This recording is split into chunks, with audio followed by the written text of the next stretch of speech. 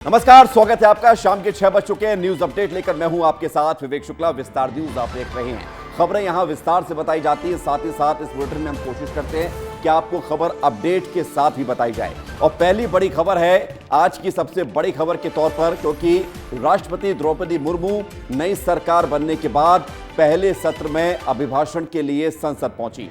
संसद में राष्ट्रपति द्रौपदी मुर्मू ने पिछले मोदी सरकार के कार्यकाल की उपलब्धियां भी बताई, साथ ही साथ सरकार के अगले साल के रोड मैप क्या है, विजन क्या है, यह भी बताया। लेकिन दो ऐसे मुद्दे थे जिसको लेकर विपक्ष ने राष्ट्रपति की बात से इत्तेफाक ना रखते हुए शोर भी किया। वो मुद्दे थे इमरजेंसी, वो मुद्दे थे पेपर लीक, और क्या कुछ हुआ संसद में, इस रिपोर्ट में आप देखिए।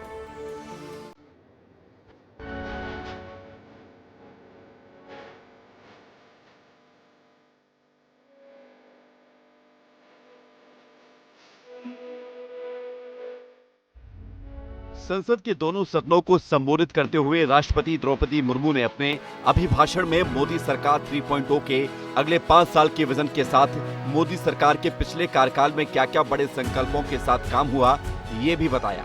राष्ट्रपति जब संसद पहुंची तब उन्हें गार्ड ऑफ ऑनर दिया गया। इस दौरान प्रधानमंत्री मोदी भी मौजूद रहे।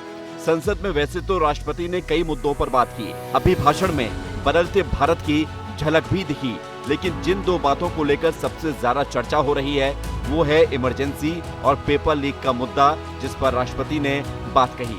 राष्ट्रपति ने इमरजेंसी को लेकर कहा कि 1975 में तत्कालीन सरकार के इस कदम से पूरे देश में हाहाकार मच गया था।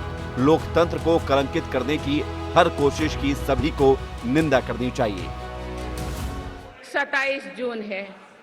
25 जून 1975 को लागू हुआ आपातकाल संविधान पर सीधे हमले का सबसे बड़ा और काला अध्याय था। उधर राष्ट्रपति द्रौपदी मुर्मू ने अभिभाषण के दौरान नीट पेपर लीक को लेकर भी बात की। इस दौरान विपक्ष ने जमकर शोर मचाया। राष्ट्रपति के अभिभाषण के दौरान विपक्षी सांसदों ने नीट के नारे लगाए। इस दौरान राष्ट्रपति को विपक्षी सांसदों को सुनिए सुनिए तक कहना पड़ा। सरकारी भर्ती हो या फिर परीक्षाएं, सुनिए सुनिए। परीक्षाएं किसी भी कारण से इनमें रुकावट आए, ये उचित नहीं है। इनमें शुचिता और पारदर्शिता बहुत जरूरी है। हाल ही में कुछ परीक्षाओं में हुई पेपर लीक की घटनाओं की निष्पक्ष जांच और दोषियों को कड़ी से कड़ी सजा दिलवाने के लिए मेरी सरकार प्रतिबद्ध है। वहीं राष्ट्रपति के अभिभाषण के बाद विपक्षी नेताओं की प्रतिक्रिया भी सामने आई। राष्ट्रपति जी सरकारी भाषण दे दिए तो नॉर्मल है, सरकार के ही सारे मुद्दे वो लोग आगे बढ़ाने का कोशिश में होंगे। लेकिन इस समय 49 साल के बाद ये जो इमरजेंसी के बाद जिक्र किया, मेरे ख्याल में कोई लॉजिक नहीं था उस विषय पे। आज के मुद्दे के बारे में बोलना चाहिए था। हम नीट परीक्षा के बारे में कुछ नहीं सुना, हमारे युवाओं की बेरोजगारी के बारे में कुछ नहीं सुन पाए। तो बड़ी जरूरी विषय है। नई सरकार के पहले सत्र के दौरान राष्ट्रपति ने संसद के संयुक्त सत्र को संबोधित किया, साथ ही सरकार के विजन को भी बताया। हालांकि ये बात अलग है कि राष्ट्रपति के अभिभाषण का विपक्ष के कई दलों ने बायकॉट भी किया। ब्यूरो रिपोर्ट, विस्तार न्यूज। जी हाँ, तो राष्ट्रपति द्रौपदी मुर्मू ने भाषण दिया। अभिभाषण में उन्होंने कई बात कही, लेकिन विपक्ष सुबह से ही लगातार बायकॉट की बात करता रहा। लेकिन अब इसमें बड़ी बात यह है कि आखिर अपडेट क्या है राष्ट्रपति द्रौपदी मुर्मू के अभिभाषण में। सरकार की उपलब्धियों की जानकारी सामने आई है आज के राष्ट्रपति द्रौपदी मुर्मू के अभिभाषण में कि सरकार ने क्या कुछ किया है और क्या कुछ करने जा रही है। विपक्ष के तेवर अभिभाषण में भी नजर आए हैं। वो तेवर तीखे हैं और डे वन से वो तेवर नजर आ रहे हैं। तो ये हमने आपको बताया कि किस तरह से राष्ट्रपति द्रौपदी मुर्मू के अभिभाषण के बाद स्थिति दिखाई दी है, उसके बीच दिखाई दी है। अब बात उस खबर की करते हैं जिस खबर को आपको जानना इसलिए जरूरी है क्योंकि आप उस चीज का इस्तेमाल करते हैं। बात हो रही है उस सिम कार्ड की, क्योंकि सिम कार्ड को लेकर नए नियम बनाए गए हैं। कुछ नियम लागू हो गए, कुछ नियम 1 जुलाई से लागू होने जा रहे हैं। सिम कार्ड को लेकर नियम क्या है ये भी आपको बताएंगे, लेकिन खबर यह है कि अब कोई भी सिम को अगर आप स्वाइप करते हैं या बदलते हैं या आप स्टोर पर जाकर सिम अपनी एक्सचेंज करते हैं, लेकिन उसके बाद 7 दिन तक आपको MNP नहीं मिलेगी सुविधा। 7 दिन का इंतजार करना पड़ेगा।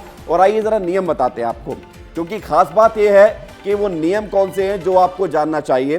और नियम ये हैं जो हम आपको बता रहे हैं कि मोबाइल फोन के सिम को लेकर जो बड़ा फैसला लिया गया वो है कि एक व्यक्ति अधिकतम 9 सिम ही खरीद सकता है, इससे ज्यादा उसको सिम नहीं दी जाएगी और अगर खरीदता है तो फिर उस पर कार्रवाई होगी। 26 जून से दूरसंचार अधिनियम 2023 लागू हो चुका है और खास बात इसमें यह है कि ये आपके लिए सुविधा है। 9 से ज्यादा अगर आप सिम कार्ड खरीदते हैं, रखते हैं, तो फिर 50,000 से 2 लाख रुपए तक का जुर्माना आप पर लगाया जा सकता है। ये 9 से ज्यादा सिम कार्ड वालों के लिए।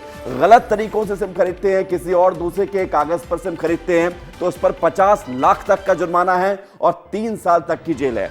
ये आप बड़ी बात आपको बता रहे हैं। संचारसाथी.com ये वो वेबसाइट है जिसके माध्यम से आप ये देख सकते हैं कि आपके नाम पर कितनी सिम चल रही है, कितनी सिम रजिस्टर्ड हैं। 1 जुलाई से सिम बदलने के 7 दिन तक दूसरी कंपनी में नंबर पोर्ट नहीं होगा, यह नियम लागू होने जा रहा है। तो ये दूसरा नियम है जो कि ट्राई ने लिया है और पहले डिसीजन ले लिया था, अब लागू होने जा रहा है। फ्रॉड को रोकने के लिए ट्राई ने जो नियम बदले और उसके आधार पर अब यह कार्रवाई होने जा रही है। और सबसे बड़ी बात है कि इस सिम को लेकर जो हम आपको नियम बता रहे हैं, क्या इसमें बड़ी बात है, ये आप इसको समझिए। क्योंकि ट्राई ने जो नियम बनाए वो ये है कि 9 से ज्यादा सिम अगर आपने ली या आपके नाम पर है तो फिर जुर्माना लगेगा। तो आप ये देख लीजिए, सुनिश्चित कर लीजिए कि 9 से ज्यादा सिम तो नहीं है। वैसे 9 सिम भी बहुत होती है। सिम बदलने के बाद 7 दिन तक MNP नहीं होगा, यानी कि मोबाइल नंबर पोर्टेबिलिटी नहीं होगी। ये भी नियम आपको याद रखना होगा। खास बात यह है कि अब इस नए नियम को लागू कर दिया गया है। MNP वाला नियम 1 जुलाई को लागू होगा। बढ़ेंगे आगे और मध्य प्रदेश की बात करेंगे, क्योंकि भारत नागरिकता दे रहा है और नागरिकता उन देशों के अल्पसंख्यकों को मिल रही है जो भारत के पड़ोसी है, जो CAA के दायरे में आते हैं। आज इसकी बात भी सामने आई है और मध्य प्रदेश में इसकी शुरुआत भी हुई। मध्य प्रदेश के निवासी बने हैं 3 ऐसे नागरिक जो दूसरे देशों में रहते थे, अल्पसंख्यक थे। मुख्यमंत्री डॉक्टर मोहन यादव ने 3 लोगों को भारत की नागरिकता देते हुए उन्हें प्रमाण पत्र दिया, उन्हें MP का हिस्सा बनने पर बधाई दी। इस दौरान CM ने कहा कि प्रधानमंत्री की कोशिश का यह प्रयास है कि आज पड़ोसी देशों में रह रहे अल्पसंख्यकों के लिए भारत में नागरिकता दी जा रही है। आज जिन लोगों को नागरिकता दी गई है उसमें समीर मेलवानी, संजना मेलवानी और राखी दास के नाम शामिल हैं।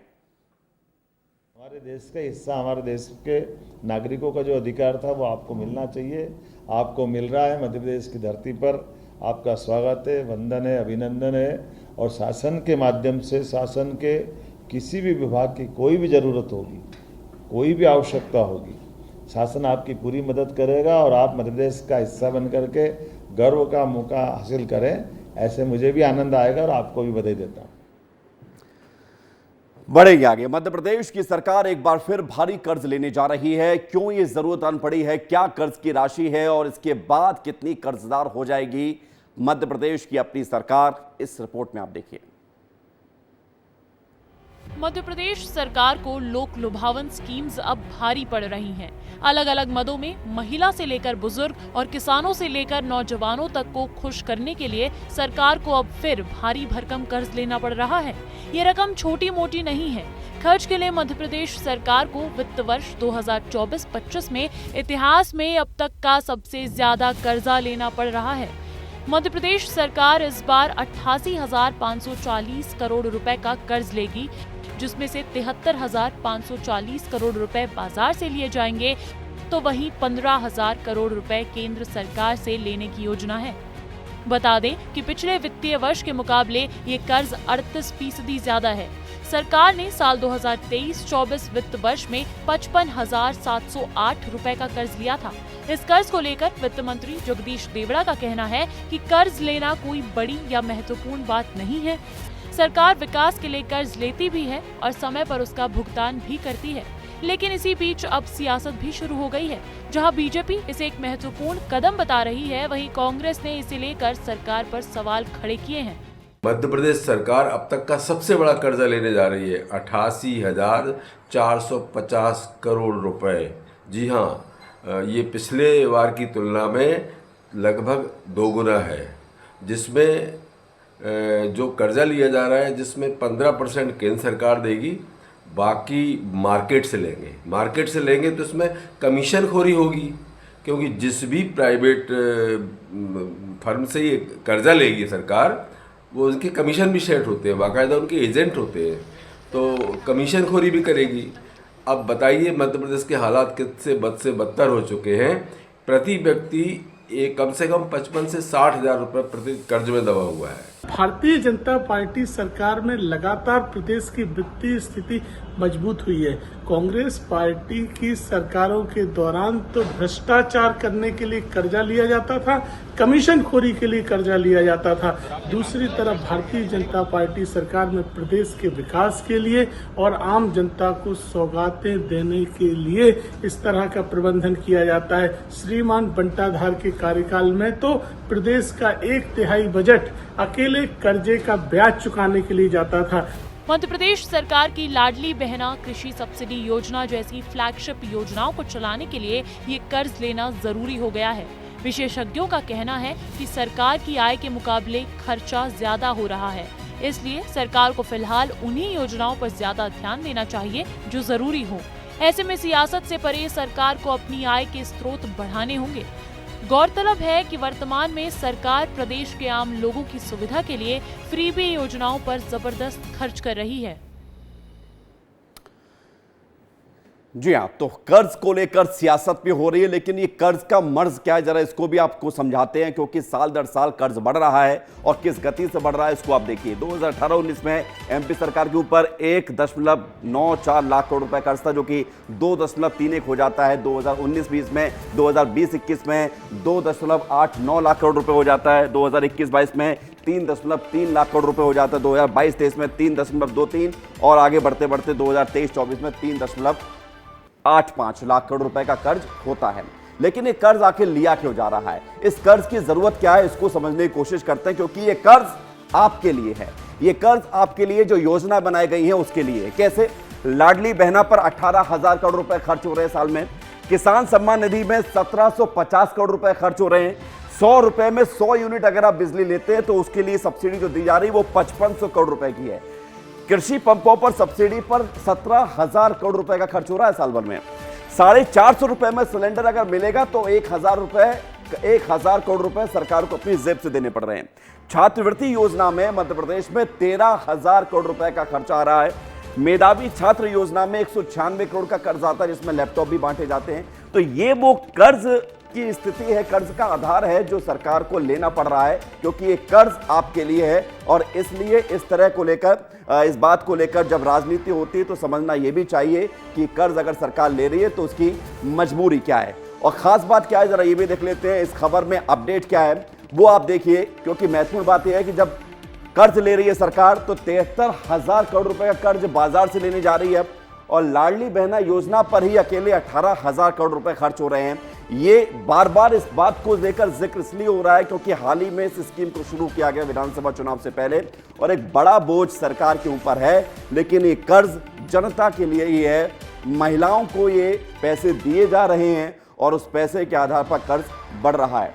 खास बात यह है कि अब कर्ज को लेकर सियासत होती रहे, लेकिन सरकार का यह कहना है कि ये फ्लैगशिप योजनाएं चलती रहेंगी, बढ़ेंगे आगे, क्योंकि अब सत्र की बारी आ गई है। 1 जुलाई से मध्य प्रदेश का मानसून सत्र शुरू होने जा रहा है, जिसको लेकर सत्ता पक्ष और विपक्ष दोनों की तैयारियां हैं। दोनों अभी से एक दूसरे को खूब घेर रहे हैं। यकीनन ये सत्र बेहद हंगामेदार होने वाला है, लेकिन क्या कुछ खास होगा इस सत्र में, इस रिपोर्ट को आप देखिए। 1 जुलाई से शुरू होगा एमपी विधानसभा का सत्र। विधानसभा को लेकर कांग्रेस बना रही रणनीति, हंगामेदार होगा विधानसभा का मानसून सत्र। मध्य प्रदेश में 1 जुलाई से विधानसभा का मानसून सत्र शुरू होने जा रहा है। मोहन सरकार बनने के बाद यह पहला मानसून सत्र है और इस बार जहां राज्य सरकार अलग अलग विभागों के 11 विधेयक लाने की तैयारी कर रही है, तो वहीं विपक्ष में बैठी कांग्रेस भी सख्त रुख अख्तियार कर रही है और कई मुद्दों को उठाने का प्लान बना रही है। इस बार सत्र में कुल 14 बैठकें होंगी। मुख्यमंत्री डॉक्टर मोहन यादव की सरकार इस दौरान पूर्ण बजट पेश करेगी। मध्य प्रदेश की मोहन सरकार का पहला बजट 3 जुलाई को विधानसभा में पेश किया जाएगा। उधर विधानसभा का मानसून सत्र हंगामेदार रहने के आसार हैं। सत्र में सत्ता पक्ष को घेरने के लिए विपक्ष रणनीति बनाने में जुटा हुआ है। जो भी घोटाले प्रदेश में हुए, चाहे नरसिंह का घोटाला हो, चाहे जल जीवन का घोटाला हो, चाहे सरकार ने, भाजपा ने अपने घोषणा पत्र में जो वादे किए उसको याद दिलाएंगे और इस पे जवाबदेही सरकार तय करेगी कि किन के कारण ये घोटाले हो रहे हैं। और रही 88,000 करोड़ का जो कर्ज लिया है, तो सरकार कर्ज से किन के पेट भरना चाहती? क्या आम जनता के, प्रदेश की जनता के लिए विकास की बात करना चाहते कि घोटालेबाज लोग जो भ्रष्टाचारी है, अधिकारी हो चाहे ठेकेदार हो, क्या उनके पेट भरना चाहती? ये तो आने वाले समय में पता चलेगा। वहीं इस बार कांग्रेस के 2 विधायक रामनिवास रावत और निर्मला सप्रे के इस्तीफा नहीं देने को लेकर भी कांग्रेस सदन में एक बड़ा मुद्दा बना सकती है और इसे लेकर सदन में हंगामा भी कर सकती है। अगर वो इस्तीफा नहीं दे रहे तो उनके मन में क्या है वो बताएं, और चूंकि कांग्रेस पार्टी ने अलविदा कह चुका है तो मेरे को नहीं लगता कि दोबारा इस पे बात होना चाहिए। मॉनसून सत्र के तीसरे दिन 3 जुलाई को मोहन सरकार का पहला बजट पेश किया जाएगा। उप मुख्यमंत्री और वित्त मंत्री जगदीश देवड़ा बजट पेश करेंगे। ये सरकार का पूर्ण बजट होगा। लोकसभा चुनाव से पहले प्रदेश की सरकार लेखानुदान लेकर आई थी। बजट को लेकर वित्त विभाग ने सभी तैयारियां पूरी कर दी हैं। विधानसभा के मानसून सत्र के लिए जहां सरकार पूरी तरह से तैयार है, तो वहीं कांग्रेस भी सदन में अपनी बात रखने के लिए पूरी तैयारी के साथ जुट गई है और इस बार पूरी तैयारी के साथ सदन में अपने मुद्दों को उठाएगी, जिसके चलते इस बार का मानसून सत्र काफी हंगामेदार होने के आसार हैं। ब्यूरो रिपोर्ट, विस्तार न्यूज। जी हाँ, तो सत्र को लेकर तैयारियां पूरी हैं और कहा यह भी जा रहा है कि सत्र हंगामेदार रह सकता है, लेकिन आइए आपको बताने की कोशिश करते हैं कि सत्र में खास बात क्या है। तो जरा ये देख लीजिए कि सत्र में खास बात क्या है, इसको हम आपको दिखाते हैं इस इंटरेक्टिव पैनल में। मध्य प्रदेश विधानसभा का सत्र 3.48 लाख करोड़ रुपए का होगा। अगली प्लेट आप देखिए कि 11 विधेयक लाने की तैयारी है। अगली प्लेट को हम आगे बढ़ाते हैं। इसमें बोरवेल हादसे रोकने वाला विधेयक भी आएगा। अगला आप देखिए कि विधानसभा सत्र में क्या कुछ खास है। बोरवेल को खुला छोड़ने वालों की जवाबदेही तय की जाएगी, ये इस सत्र में कानून आने जा रहा है। यूनिवर्सिटी में एकरूपता लाने संबंधी संशोधन बिल पास होगा, ये खास बात है और इसको लेकर मध्य प्रदेश विधानसभा सत्र को लेकर तैयारियां चल रही हैं। एक तैयारी चल रही है मध्य प्रदेश में सिंहस्थ को लेकर भी, क्योंकि सिंहस्थ की तैयारी शुरू हो चुकी है। 2028 में सिंहस्थ का होना है, यानी कि कुंभ मेला लगना है। लेकिन इस बार खास बात यह है कि उज्जैन के ही बेटे, उज्जैन के ही पुत्र, यानी कि मध्य प्रदेश के मुखिया डॉक्टर मोहन यादव हैं, लिहाजा उज्जैन पर सबकी निगाहें हैं और इस बार छोटा मोटा नहीं, हजारों करोड़ का बजट तैयार किया जा रहा है। और सिंहस्थ को लेकर क्या कुछ माहौल दिख रहा है, क्या नया होने वाला है, इस रिपोर्ट में आप देखिए।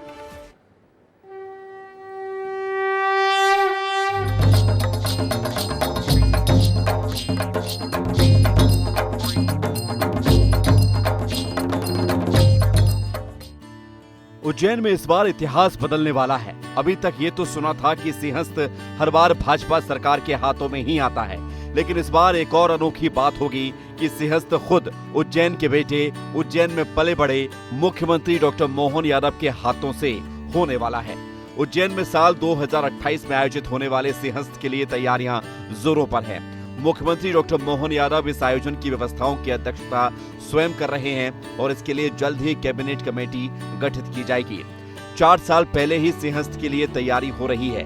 सिंहस्थ से पहले इंदौर उज्जैन मेट्रो सेवा शुरू हो जाएगी। इंदौर उज्जैन 4 लेन से 6 लेन बन जाएगा। उज्जैन पहुंचने वाली सभी सड़कों को 4 लेन की मंजूरी मिलेगी। शिप्रा नदी पर नया पुल का निर्माण हो जाएगा। सिंहस्थ के लिए 20,000 करोड़ का बजट तैयार किया जा रहा है। अगले महीने आने वाले बजट में सिंहस्थ को लेकर भी सरकार की तैयारियां दिखेंगी और बजट में प्रावधान किया जाएगा। सिंहस्थ क्षेत्र में आने वाला है भिन्न भिन्न इंफ्रास्ट्रक्चर के बारे में विचार तेज गति से चल रहा है और उस गति को लेकर के हमने के सभी रोड उज्जैन के आसपास के 4 लेन करने का हम प्रयास कर रहे हैं। हम इलेक्ट्रिक के क्षेत्र में भी कई बड़े बड़े ट्रांसफार्मर लगाएं ताकि लोड की क्षमता हमको बढ़े। पानी शुद्ध पीने के लिए चूँकि गंभीर डैम है ही, साथ में सेवरखेड़ी डैम को भी स्वीकृति माननीय मुख्यमंत्री जी ने दी है और स्नान वाले दिन हमारी और हमेशा ही हमारी क्षिप्रा मैया शुद्ध रहे, इसलिए कान नदी कानडक्ट परियोजना के माध्यम से उस पूरी नदी को ही डाइवर्ट करके अन्य स्थान पर छोड़ने का आदरणीय माननीय मुख्यमंत्री जी ने स्वीकृति प्रदान की है। सिंहस्थ 2028 के लिए उज्जैन में 1200 करोड़ रुपए खर्च करके शिप्रा नदी पर विभिन्न डैम बनाए जाएंगे। वास्तव में इस बार का जो हमारा सिंहस्थ महापर्व होगा वो अद्भुत होगा, अलौकिक होगा, क्योंकि हमारे उज्जैन के ही यशस्वी मुख्यमंत्री डॉक्टर मोहन यादव जी हैं, जो सारी बातों को गंभीरता से जानते हैं, समझते हैं और कार्य की योजना को क्रियान्वयन कराने में उनकी महत्वपूर्ण भूमिका है। महाकाल लोक बनने के बाद उज्जैन में सिंहस्थ के तौर पर सबसे बड़ा आयोजन होने जा रहा है, जिससे महाकाल मंदिर के पुजारी भी खुश हैं। हमारे यहाँ के लोकप्रिय उज्जैन दक्षिण के विधायक और मध्य प्रदेश के मुख्यमंत्री उज्जैन के बेटे मुख्यमंत्री जी, उनको बारीकी से पता है कि यहाँ पे किस चीज़ की आवश्यकता है, क्या मुख्य रूप से इतने करोड़ों लोगों की सुविधाओं के लिए क्या सुविधा की जा सकती है, उस चीज़ का विशेष वो ध्यान में रख कर के यहाँ पे कार्य करवा रहे हैं। यानी इस बार सिंहस्थ दिव्य के साथ साथ भव्य भी होगा। उज्जैन का विकास कैसा हो उसको लेकर प्रदेश के मुख्यमंत्री डॉक्टर मोहन यादव ने कमर कस ली है। अलग अलग रोड मैप बना है। इस बार की बात करें तो इंदौर से उज्जैन तक मेट्रो ट्रेन भी सिंहस्थ के पहले यहाँ पर दौड़ती हुई नजर आएगी। चाहे हवाई यात्रा की बात करें या उज्जैन में अलग अलग विकास कार्यों की बात करें, और ख़ास बात इस बार का जो सिंहस्थ होगा तब तो देखने लायक होगा। तो सिंहस्थ का कायाकल्प तो अलग ही छवि बटोरेगा। मैं सिंह ठाकुर के साथ संतोष कृष्णानी, विस्तार न्यूज़, उज्जैन। नर्सिंग कॉलेजों की मान्यता में हुए फर्जीवाड़े के बाद इनके निरीक्षण में शामिल 50 डॉक्टर और नर्सिंग स्टाफ के खिलाफ विभागीय जांच शुरू हो गई है। सीबीआई जांच में अपात्र पाए गए 66 कॉलेजों को मान्यता देने की अनुशंसा करने वाले इन अफसरों के निलंबन की तैयारी हो रही है। चिकित्सा शिक्षा विभाग में पहली बार एक साथ इतने ज्यादा लोगों को उनके ऊपर विभागीय जांच होगी। दरअसल अपात्र कॉलेजों को निरीक्षण करने वाले 111 में से 90 डॉक्टर्स और नर्सिंग स्टाफ को नोटिस जारी कर दिया गया है। 50 ही अपना जवाब दे पाए हैं जिसमें से, और जिनके जवाब से सरकार भी संतुष्ट नहीं है, जिसके बाद इनके खिलाफ विभागीय जांच के लिए 3 से 15 दिन में आरोप पत्र जारी करने के लिए सभी मेडिकल कॉलेजों के डीन को पत्र लिखा जा चुका है।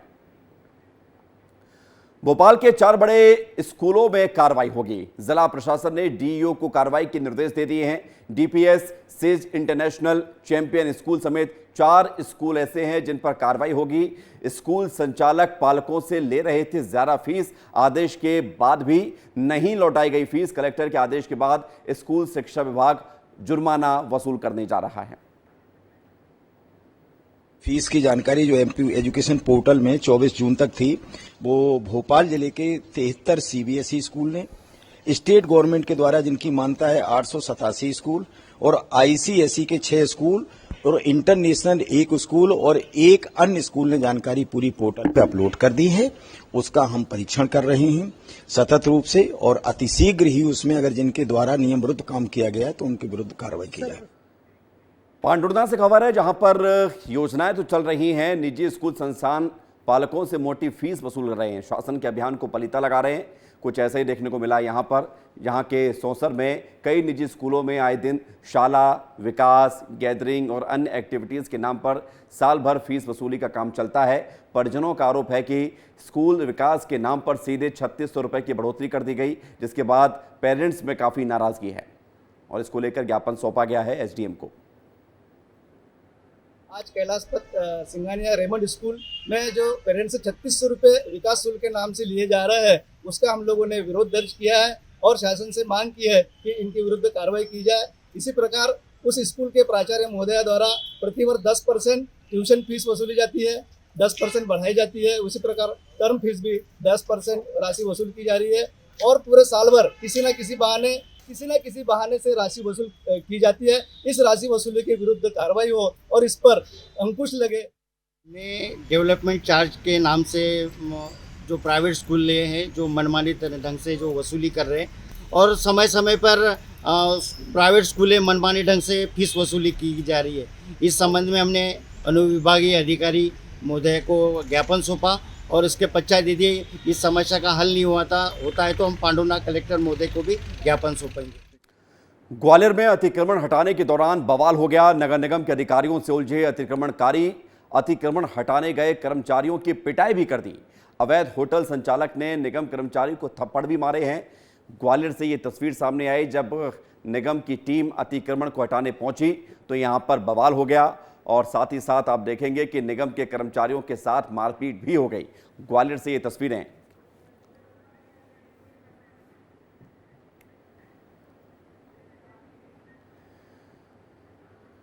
ग्रीन इंदौर बनाने के उद्देश्य से इंदौर में 6 से 14 जुलाई के बीच 51 लाख पौधे लगाए जाने हैं। इस कार्यक्रम का इनिशिएटिव नगरीय प्रशासन मंत्री कैलाश विजयवर्गीय ने लिया है। इसके लिए शहर में खाली स्थानों पर गड्ढे करने का सिलसिला जारी है। वर्तमान में लगभग हर दिन 1.5 लाख गड्ढे किए जा रहे हैं। पौधरोपण करने के लिए विजयवर्गीय पूरे जोर से मेहनत कर रहे हैं और हर दिन अलग अलग समाज और संस्थाओं के साथ बैठक कर रहे हैं। वीडियो बताएंगे तो 2 तस्वीर हम आपको दिखा रहे हैं जहां पर 51 लाख पेड़ पौधे लगाए जाने हैं, उस जगह की तस्वीर हम आपको दिखा रहे हैं। और दूसरी तस्वीर है कैबिनेट मंत्री कैलाश विजयवर्गीय जो कि लगातार इस अभियान को पूरा करने के सिलसिले में मेहनत कर रहे हैं। कभी संस्थाओं के साथ मुलाकात करते हैं तो कभी लोगों से मिल रहे हैं। एक पेड़ माँ के नाम, यदि आपकी माँ नहीं है तो मन में सोचे और माँ के नाम से पेड़ लगाएं। यदि माँ है और यहाँ आने लायक हो तो उनके साथ लगाएं और एक सेल्फी लें, फोटो खिंचवाएं अपनी माँ के साथ और इसको यहाँ पर लगा दें। इसकी कीमत सिर्फ 50 रुपये। 50 रुपये आपको खर्च करना पड़ेंगे और आपके नाम की नाम पट्टी का यहाँ लग जाएगी। और इसलिए आप सबसे निवेदन है, ये देश का सबसे बड़ा वृक्षारोपण अभियान है, इसमें हम सबको भाग लेना है। इंदौर शहर को बचाना है, इंदौर का टेम्परेचर 5 डिग्री कम करना है। तो इंदौर का टेम्परेचर 5 डिग्री कम करना है, कैलाश विजयवर्गीय ये बात कह रहे थे और सभी को इस अभियान में शामिल होने के लिए बात कह रहे थे। लेकिन इस अभियान में खास बात क्या है, जरा इसको भी आपको बताते हैं, क्योंकि महत्वपूर्ण बात यह है, एक पेड़ मां के नाम, ये इस अभियान को नाम दिया गया है। इंदौर में वर्ल्ड रिकॉर्ड बनाया जाएगा इस अभियान के तहत। और आपको बता दें, तैयारी ये है कि 3 घंटे में 51 लाख पौधे लगाए जाएं इंदौर में और इसको लेकर गड्ढे किए जा रहे हैं। ग्रीन्स बुक में ये रिकॉर्ड भी दर्ज होगा कि सिर्फ 3 घंटे में 51 लाख पौधों का रोपण होता है। हर दिन खोदे जाएंगे 2 लाख गड्ढे, जो कि लगातार चल रहा है। कभी 1.5 लाख, कभी 2 लाख गड्ढे खोदे जा रहे हैं। दक्षिण भारत में भी वहां से भी पौधे मंगवाए गए हैं ताकि पौधों की कमी ना हो और 51 लाख पौधे लगाए जाएं। शहर में 25 करोड़ पेड़ पौधों की जरूरत है और उसी जरूरत को पूरा करने के लिए ये प्रयास है। 40 लाख पौधे लगाने की व्यवस्था पूरी हो चुकी है और 51 लाख पौधे लगाए जाने तो वो भी टारगेट पूरा हो जाएगा। 7 से 14 जुलाई के बीच ये पौधे लगाए जाएंगे, यानी तकरीबन 1 हफ्ते का पूरा कार्यक्रम है। सीएम डॉक्टर मोहन यादव इसकी शुरुआत करने जा रहे हैं। मोहन यादव इस कार्यक्रम की शुरुआत करेंगे, अभियान की शुरुआत करेंगे। 3000 जगहों पर पौधे लगाए जाएंगे और रिकॉर्ड बनेगा 3 घंटे में 51 लाख पौधे लगाने का। मैप पर जियो टैगिंग भी करी जाएगी, ये भी अपने आप में एक बड़ी खबर है। और ये योजना, ये अभियान, इसे अभियान कहा जाएगा जिसमें बड़ी संख्या में लोग शामिल हो रहे हैं। छत्तीसगढ़ को नक्सलवाद से मुक्ति दिलाने के लिए सरकार के साथ ही सुरक्षा बल भी लगातार काम कर रहे हैं। कोशिश की जा रही है कि चर्चा के माध्यम से नक्सलवाद को खत्म किया जा सके। जहां जैसी जरूरत पड़ रही है वहां वैसे मोर्चे खोले जा रहे हैं और जवान भी मोर्चा संभाले हुए हैं। ऐसे में अब यूनिफाइड कमांड की बैठक पर सबकी नजरें टिकी हुई हैं। क्या कुछ होगा यूनिफाइड कमांड की इस बैठक में, रिपोर्ट देखिए। नक्सलवाद और आतंकवाद के खिलाफ एक सातत्यपूर्ण अभियान भारतीय जनता पार्टी की सरकार ने चलाया है। 2014 से ही हमने कैंप लगाना शुरू किया था। 19 के बाद कम से कम 250 कैंप लगे और सुरक्षा वैक्यूम को खत्म किया है। सरकार बनने के बाद 3 महीने के समय में 80 से ज्यादा नक्सली ढेर हुए हैं। हम देश से नक्सलवाद को उखाड़ देंगे। गृह मंत्री अमित शाह खैरागढ़ में चुनावी सभा को संबोधित कर रहे थे। इस दौरान उन्होंने नक्सलवाद को खत्म करने की बात कही है। चुनावी नतीजों के बाद छत्तीसगढ़ सरकार के साथ ही केंद्र सरकार इस दिशा में लगातार काम कर रही है। अब तक सैकड़ों की संख्या में नक्सलियों को मार गिराया गया है। वहीं सैकड़ों नक्सलियों ने सरेंडर किया है। प्रदेश में नक्सल मूवमेंट को लेकर यूनिफाइड कमांड की बैठक होने जा रही है, जिसे लेकर डिप्टी सीएम विजय शर्मा ने कहा कि यूनिफाइड कमांड की बैठक है, कई विषयों पर चर्चा और निर्णय है। ये बैठक बहुत प्रभावपूर्ण बैठक होगी। यूनिफाइड कमांड की बैठक है, कई विषयों पर चर्चा और निर्णय है। ये बैठक बहुत प्रभावकारी होने वाला है और आगामी 1 वर्षों के लिए कार्य योजना बनेगी, उस पर काम होगा। यूनिफाइड कमांड अगर निर्णय करता है तो फिर अच्छा हो जाता है उसमें। नक्सल गतिविधि पर रोक लगाने 28 जून को होने जा रही बैठक में सीआरपीएफ, आईटीबीपी, बीएसएफ के साथ छत्तीसगढ़ पुलिस के अधिकारी शामिल होंगे, जिसमें नक्सल मोर्चे और विकास को लेकर बैठक में चर्चा होगी, जिसकी अध्यक्षता मुख्यमंत्री विष्णुदेव साय खुद करते नजर आएंगे। हालांकि इस बैठक से पहले सियासी तकरार भी देखने को मिल रही है। वहीं कांग्रेस प्रदेश अध्यक्ष दीपक बैज ने नक्सलवाद को लेकर सरकार के पास नीति नहीं होने का आरोप लगाया है कि नक्सल नीति पे सरकार का कोई स्पष्ट नीति नहीं है और सिर्फ अंदरूनी क्षेत्रों में दहशत फैलाने का काम सरकार कर रही है, जो 15 सालों में किया वही फिर से दोहराने का काम कर रही है। आज लोग बस्तर क्षेत्र के आदिवासी जंगल जाने को डर रहे हैं। छत्तीसगढ़ में नक्सलवाद हमेशा से सियासत के केंद्र बिंदु में रहा है। लोकसभा चुनाव के दौरान गृह मंत्री अमित शाह के साथ ही पीएम नरेंद्र मोदी नक्सलवाद के खात्मे को लेकर दावा करते नजर आए। प्रदेश में बीजेपी की सरकार बनने के बाद इस ओर कई कारगर कदम भी उठाए गए हैं। वहीं यूनिफाइड कमांड की बैठक में कई महत्वपूर्ण विषयों को लेकर भी चर्चा होगी, जिसके बाद ये कहा जा रहा है कि इस बैठक में महत्वपूर्ण कदम उठाए जाने को लेकर फैसला लिया जा सकता है। अब देखना होगा कि इस बैठक में नक्सलवाद के खात्मे को लेकर सरकार और फोर्स के अधिकारी क्या फैसला लेते हैं। रायपुर से विस्तार न्यूज के लिए होमन साहू की रिपोर्ट। तो देखिए, यूनिफाइड कमांड बैठक होने जा रही है। इस बैठक में क्या कुछ खास है ये भी हम आपको बताएंगे, लेकिन सरकार की मंशा साफ है कि नक्सली मुख्य धारा में जुड़े। यूनिफाइड कमांड बैठक में क्या होगा जरा ये भी आप देख लीजिए। सीएम विष्णुदेव साय की अध्यक्षता में यह बैठक होने जा रही है और इस बैठक में अंदर क्या कुछ होगा ये आप देखिए कि सीआरपीएफ, आईटीबीपी, बीएसएफ के अधिकारी इस बैठक में शामिल होंगे, जो कि रणनीति बनाएंगे। साथ ही साथ इसमें खास बात यह होगी कि इस रणनीति में नक्सलियों को लेकर जो तमाम प्रोग्राम हैं वो तैयार किए जाएंगे। पुलिस के तमाम अधिकारी इसमें मौजूद रहेंगे। नक्सलियों को मुख्य धारा में कैसे जोड़ा जाए या नक्सलियों से कैसे निपटा जाए, ये दो महत्वपूर्ण टारगेट हैं। नक्सलवाद पर रोक लगाने पर चर्चा होगी, क्योंकि मुख्य फोकस जो है, मुख्य जो टारगेट है वो यही है कि नक्सलवाद रुके। नक्सल मोर्चे और विकास को लेकर चर्चा होगी इसमें कि नक्सल मोर्चे और विकास किस तरह से हो, ये भी अपने आप में खास है। और खास ये भी बनता है इसमें कि जब नक्सलियों के खिलाफ सरकार काम कर रही है, जवान मोर्चा संभाल रहे हैं, तो कुछ बड़ी बातें भी निकलकर सामने आती हैं। और वो बड़ी बातें कौन सी, जरा आप ये देख लीजिए। इस खबर में अपडेट ये है कि नक्सलवाद जड़ से खत्म हो, इसकी कोशिश की जा रही है, उसकी तरफ बढ़ते हुए ये कदम है। नक्सल इलाकों में विकास पर फोकस किया जाए, क्योंकि जहां पर नक्सली हैं वहां पर विकास प्रभावित होता है। वहां पर डेवलपमेंट कैसे किया जाए, ये अपने आप में बड़ी बात है। बढ़ेंगे आगे। मुख्यमंत्री विष्णुदेव साय आज जनता से रूबरू हुए। रायपुर में सीएम आवास पर हुए इस कार्यक्रम में शामिल होने के लिए कई लोग पहुंचे। लोगों ने सीएम को अपनी समस्याएं बताई, जिस पर सीएम ने फौरन एक्शन लेते हुए अधिकारियों को तत्काल समस्याओं के निराकरण के निर्देश दिए।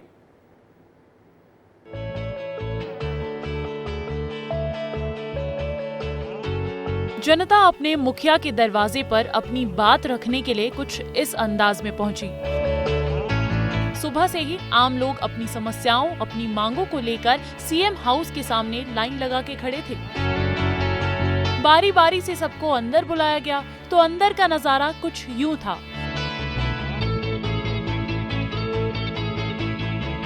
मुख्यमंत्री विष्णुदेव साय सीधे जनता से रूबरू हो रहे थे। मुख्यमंत्री ने जनता से उनकी बात सुनी, समस्याओं को सुना और फौरन इसके समाधान के निर्देश दिए। जनदर्शन कार्यक्रम में प्रदेश की आम जनता सीधे अपनी मांगों को लेकर मुख्यमंत्री से मिल रही थी और अपनी बातें रख रही थी। घर गरीबी परिस्थिति है, कर्ज लेके शादी की हूँ। मुख्यमंत्री इस मुलाकात के दौरान आम जनता से फीडबैक भी लेते हुए नजर आए। मुख्यमंत्री जनता से जानने की कोशिश कर रहे थे कि सरकार की योजनाएं अंतिम व्यक्ति तक पहुंच रही है या नहीं। आवास घर के लिए आए, घर नहीं है ना रहने के लिए। बच्चे का एडमिशन वाले लेना था। सरकार की पूरी कोशिश है कि उसकी योजनाओं का लाभ आम जनता तक पहुंचे। सरकार और बीजेपी दावा कर रही है कि जनदर्शन कार्यक्रम का लाभ आम लोगों को मिलेगा।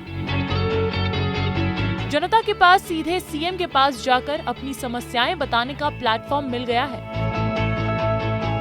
उम्मीद है कि इस जनदर्शन से जनता की समस्याओं का समाधान निकलेगा। जनता को प्रदेश के मुखिया के सामने अपनी बात रखने का मौका मिलेगा। ब्यूरो रिपोर्ट, विस्तार न्यूज। जी हां, तो जनता से सीधे रूबरू होने का ये कार्यक्रम जो छत्तीसगढ़ के मुख्यमंत्री ने किया है, जनता की तमाम समस्याओं को दूर करने का प्रयास किया है। आइए जरा जान लेते हैं कि आखिर इस कार्यक्रम का उद्देश्य क्या है, क्या खास है इस कार्यक्रम में। सीएम ने आम जनता से सीधे मुलाकात की है, आमने सामने मुलाकात की है और मकसद साफ था कि जनता की पीड़ा समस्या को समझा जाए। सीएम ने जनता की समस्याओं को सुना है, जाना है कि जनता की समस्याएं क्या थी, उसका निराकरण का आदेश दिया है। समस्याओं का तुरंत समाधान किया जाए, इसको लेकर सीएम ने अधिकारियों को निर्देश दिए हैं। आम जनता से मुख्यमंत्री ने सुझाव भी लिए हैं कि आम जनता क्या चाहती है सरकार से। सरकारी योजनाओं का भी फीडबैक लिया है मुख्यमंत्री ने कि जो सरकार योजना चला रही है उसका उन्हें कितना लाभ मिल रहा है, कितना फायदा हो रहा है, उस योजना में वो शामिल हैं या नहीं है, ये भी मुख्यमंत्री ने बताया। और आइए एक बड़ी खबर की बात करते हैं जो इस वक्त मिल रही है। रायपुर से सौम्या चौरसिया की जमानत याचिका खारिज हो गई है। सौम्या चौरसिया एक वो अफसर जिनके ऊपर कई गंभीर आरोप लगे, एसीबी और ईओडब्ल्यू की विशेष कोर्ट में जमानत हुई थी, लेकिन याचिका पर सुनवाई हुई है। सौम्या चौरसिया को जेल जाना पड़ेगा। कोयला घोटाले मामले के आरोपी निलंबित उप सचिव सौम्या चौरसिया की जमानत याचिका खारिज हो गई है। केस डायरी अवलोकन से 25 रुपए लेवी का लाभ लेने की आशंका है और जमानत का लाभ लेने पर केस की जांच प्रभावित हो सकती है। इसी आशंका के चलते कोर्ट ने जमानत याचिका खारिज कर दी है। एसीबी ईओडब्ल्यू की विशेष कोर्ट में जमानत याचिका पर सुनवाई हुई और कोई राहत नहीं मिली है। सौम्या चौरसिया को जेल जाना पड़ेगा। तो बड़ी खबर सौम्या चौरसिया से जुड़ी हुई, कोयला घोटाले से जुड़ा हुआ पूरा मामला, 25 रुपए का जो लेवी ली गई उसी को लेकर ये पूरी खबर सामने है जिसमें सौम्या चौरसिया आरोपी हैं। नीतीश हमारे साथ जुड़ गए हैं, सीधे उनकी तरफ रुख करते हैं। नीतीश बताइए पूरी खबर क्या है और कैसे सौम्या चौरसिया को राहत लगातार नहीं मिलती आ रही है? बिल्कुल विवेक, एसीबी और ईओडब्ल्यू की फर्स्ट एडीजी की बेंच में ये आज जमानत याचिका पर पूरी दलीलें रखी गई दोनों ही पक्षों से। एसीबी की तरफ से डॉक्टर सौरभ कुमार पांडे और वहीं अगर बात की जाए सौम्या चौरसिया की तरफ से तो हर्षवर्धन परघानिया ने अपना पक्ष रखा। लंबी दलीलें चली, 1 घंटे तक बहस चली, तरह तरह के तर्क रखे गए। सौम्या चौरसिया के वकील का कहना था कि साक्ष्य काफी नहीं है और ईडी अपनी कार्रवाई जो कर रही थी लगातार, वो भी अब उसमें जरूरत नहीं है कि इन्हें जेल में रखा जाए, हिरासत में रखा जाए जी। तो यही सारी चीजें रही, लेकिन साक्ष्यों की छेड़छाड़ ना हो जाए बिल्कुल, ये अपने आप में गंभीर विषय है और इसी आशंका के चलते जमानत याचिका खारिज भी हुई है। शुक्रिया आपका नीतीश हमारे साथ जुड़ने के लिए और तमाम जानकारी के लिए। बढ़ेंगे आगे। पर्यावरण को बचाने के लिए दुनिया भर में प्रयास किए जा रहे हैं, चाहे वो स्वीडन की ग्रेटा थनबर्ग हो या फिर बलौत के रहने वाले ग्रीन कमांडो वीरेंद्र सिंह। इस रिपोर्ट में आज जिक्र वीरेंद्र सिंह यानी ग्रीन कमांडो और उनके सराहनीय काम का होगा।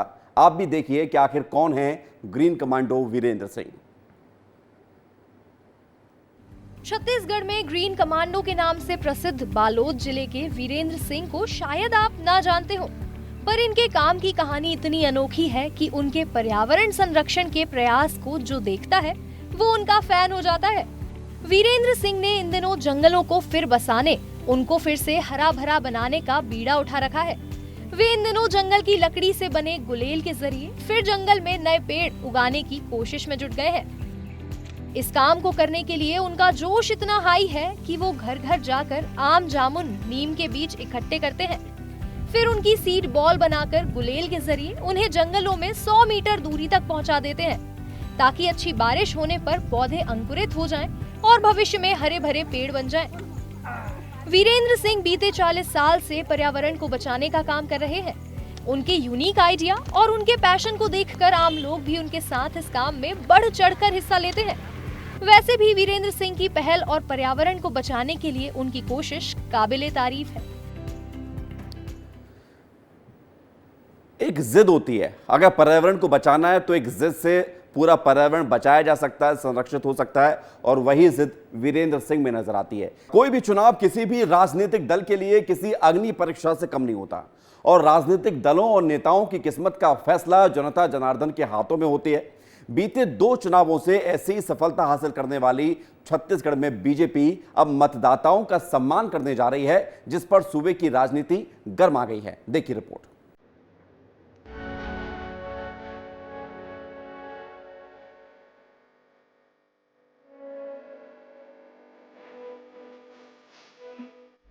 किसी भी चुनाव को राजनीतिक दलों की सीधी परीक्षा माना जाता है।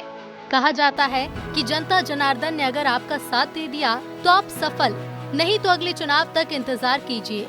बीते 2 चुनाव से ऐसी ही सफलता हासिल करने वाली पार्टी बीजेपी अब मतदाताओं का सम्मान करने जा रही है, जिस पर सूबे में सियासत भी गरमाई हुई है।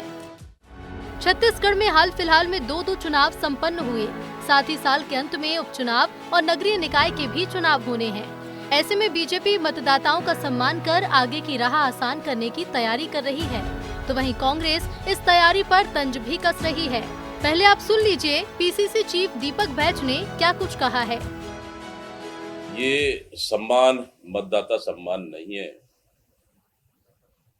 जब छत्तीसगढ़ में चुनाव हुआ, सरकार ने अनेक वादे करके छत्तीसगढ़ में सरकार बनाई और उन वादों को अभी तक इन सरकार ने पूरा नहीं किया और निश्चित रूप से वो जनता की आक्रोश को भांपने का प्रयास कर रही है। मतदाता का सम्मान नहीं, ये जनता के आक्रोश को मापने का है। बीजेपी का मतदाता सम्मान कार्यक्रम 27 जून से शुरू होकर 14 जुलाई तक चलेगा कार्यक्रम। अलग अलग दिन 90 विधानसभाओं में होगा आयोजन। बीजेपी नए मतदाताओं के साथ सभी का करेगी सम्मान। विधानसभा में 2000 मतदाताओं का होगा सम्मान। कार्यक्रम में मोदी की गारंटी को लेकर होगी चर्चा। छत्तीसगढ़ में साल 2023 के अंत में हुए विधानसभा चुनाव में बीजेपी ने न केवल 5 साल बाद सत्ता में वापसी की, बल्कि राज्य गठन के बाद से सर्वाधिक सीट 54 के साथ विधानसभा में पहुंची। तो वहीं हाल ही में संपन्न हुए लोकसभा चुनाव में भी छत्तीसगढ़ बीजेपी ने 11 में से 10 सीटें जीतने में कामयाब रही। इन दोनों चुनावों में बीजेपी को जनता का भरपूर आशीर्वाद मिला और अब बीजेपी इस आशीर्वाद के बदले मतदाताओं का सम्मान करने जा रही है। इस आयोजन में बीजेपी केंद्रीय नेताओं को भी बुलाने की तैयारी कर रही है। देखिए, दीपक बैज को अभी तक ये समझ में नहीं आ रहा है कि छत्तीसगढ़ की जनता ने न केवल विधानसभा में उन्हें नकारा, लोकसभा में भी नकारा और आज ये कांग्रेस पार्टी केवल मीडियाबाजी, बयानबाजी यही करने में लगी हुई है। हर वर्ग के जो हमारे प्रमुख वायदे थे, मोदी की गारंटी थी, वो सब पूरा किया है। कहा जाता है कि राजनीतिक दल की चुनावी वैतरणी मतदाताओं के दम पर ही पार होती है। बीजेपी को 15 सालों बाद 2018 में सत्ता गंवानी पड़ी थी। 2023 में सत्ता में लौटने के साथ ही अब बीजेपी चुनाव के बाद भी मतदाताओं को साधने की एक कोशिश कर रही है। अब बीजेपी की कोशिश निकाय चुनाव में कितना रंग लाएगी, ये तो वक्त ही बताएगा। ब्यूरो रिपोर्ट, विस्तार न्यूज। और इस बीच एक बड़ी खबर है रायपुर से, जहां पर महादेव सट्टा मामले में आरोपियों की रिमांड बढ़ गई है। जेल में बंद चंद्रभूषण वर्मा, राहुल वक्टे की रिमांड अवधि बढ़ाई गई है। रितेश यादव, भीम यादव, अमित अग्रवाल की भी रिमांड बढ़ा दी गई है। चंद्रभूषण वर्मा, राहुल वक्टे की रिमांड बढ़ी है। रितेश यादव, भीम यादव, अमित अग्रवाल की भी रिमांड बढ़ा दी गई है। 10 जुलाई तक की सभी आरोपियों की रिमांड बढ़ गई है। एसीबी और ईओडब्ल्यू की विशेष कोर्ट ने रिमांड को बढ़ाया है।